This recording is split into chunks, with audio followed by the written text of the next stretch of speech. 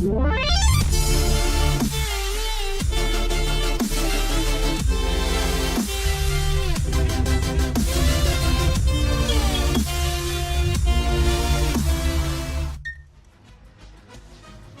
all to Week 15.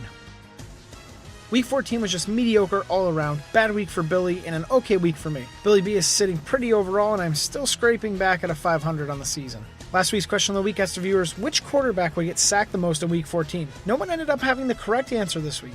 The QB that was sacked the most was Bryce Petty, and he was sacked 6 times. I think the 49ers defense is leading or is in close second for most sacks in the league, and this is amazing given their current 1-win season so far. For the top 5 teams leading into Week 15, we round off number 5 with the Oakland Raiders. A tough drop, 1 spot to the number 5 spot after a tough loss to Kansas City. At number 4, we have the New York Giants, who took down the number 1 team in the NFL. At number 3, we have the Kansas City Chiefs, who leapfrogged from number 5 to number 3. And the top 2, we will keep the same. It was an impressive win for the Patriots, and yes, even though the Cowboys lost, it's not time to hit the panic button. This leads us to this week's question of the week. We had a great turnout last week for last week's question of the week, and I ended up not getting back to anyone because I ended up being busy last week. I apologize. This one was set in by Team Avatar CP, who will ultimately end up winning the AFC South. Comment your response below, and the best comments get featured in next week's video.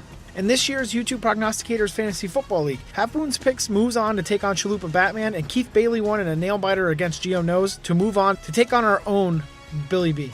Good luck to all. For our first game of the week, we look at a special Saturday night matchup of 2 teams coming off thrilling last-minute wins. The Dolphins and Jets seem to be on opposite sides of the spectrum in terms of how they are performing this season. The Jets are underperforming, and to me, it seems like the Dolphins are overperforming. I like the Dolphins here. Even with Ryan Tannehill being questionable, I like the weapons that they set up to attack the league's worst secondary. Take the Dolphins minus 2.5 and straight up. I'm going to take the Miami Dolphins minus 2.5 against the Jets. The Jets played a long game against San Francisco across the country. They might be a little tired for this game. The Dolphins did lose their quarterback, but I think Matt Moore can step in and do the job. The Dolphins are fighting for the playoff lives, so I think that this is a must-win game for them, division game. I think they will prevail, so take the Miami Dolphins minus 2.5 and straight up. Our next matchup sees 2 teams that are both vying to stay relevant in their respective divisions. It's an uphill battle for both teams here on out. With the Texans win against the Colts last week and the Packers-Lions doing well in the NFC North, whoever loses this game will not make the playoffs. You heard it here first. I think the Vikings defense can step up and slow down Luck, and the Vikings offense can get some big plays. Special teams will be the deciding factor in this one. Take the Vikings minus 4 and straight up. And I like the Indianapolis Colts plus 4 and straight up against the Minnesota Vikings. I think this is one of them games that Andrew Luck puts the team on his back, gets them back in the playoff race, and they win a game that they're not really supposed to. I think the Colts will get up early, and the Minnesota Vikings aren't really built to come back because their offense is pretty stagnant. So I think the Colts will pull out a small victory. I think they'll win by like 3 points. So take the Indianapolis Colts plus 4 and straight up. Boy, oh boy, did this matchup look like it was going to be the game of the year to decide who wins the North, but in reality, the Bengals have been faulty this year. The Steelers and Le'Veon Bell put it to the Bills and Buffalo last week. A good friend once said, and this is a code to pick games by, never pick home division dogs and never pick a team that's going on back-to-back road games. In other words, everything will be leaning to a Bengals win. Take the Bengals plus 3 and straight up.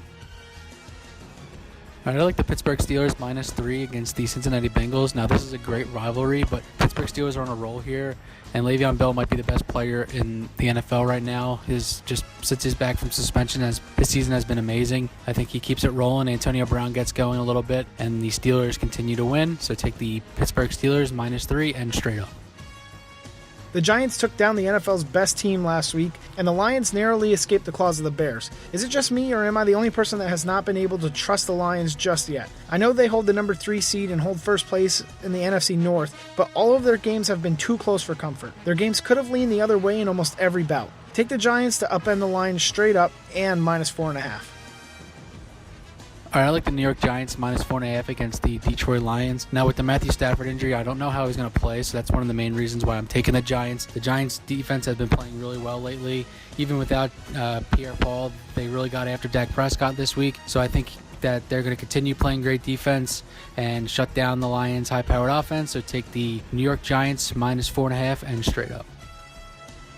For my upset pick this week, I lost my last 6 of my last 8 upset picks, and this week should get me back on track. Let's take the New Orleans Saints to beat the Arizona Cardinals in their own house. I think the Saints have the offensive weapons to do so, and Breeze can bounce back in a big way, especially in a dome.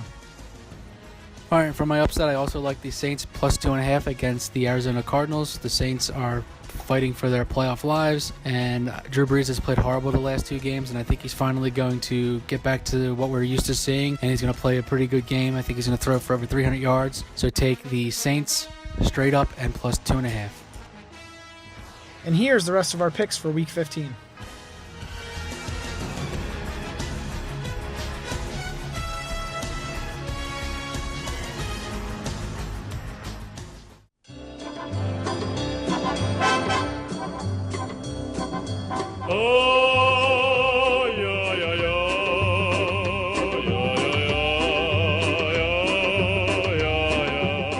For this week's Shane Report, Surrey Spy 2 did not like the fact that I chose the Texans to beat the Colts, and we all know what happens when you are... Also, the LA Rams, after being obliterated by the Falcons, by the way, the Falcons now have more touchdowns in LA than the Rams do, the staffing in LA decided to fire Jeff Fisher, after giving him a contract extension. I'm sure he will be on the market for a very long time, as he is one of the top 5 most losingest coaches of all time. And you know something is wrong when Todd Gurley comes out and says that their offense is playing like a JV team.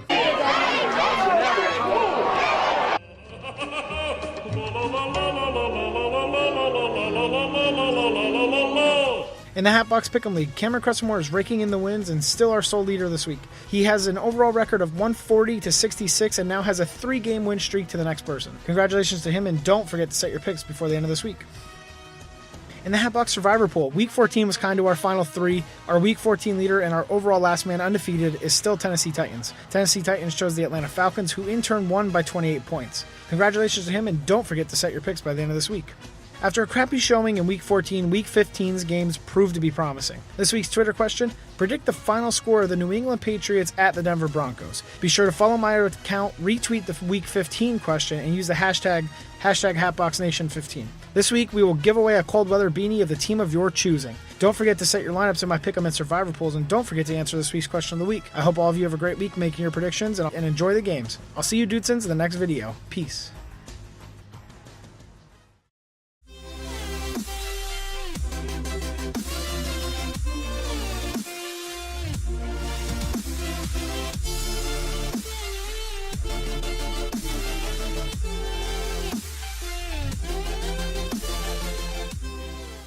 Time for the You Were Wrong dance.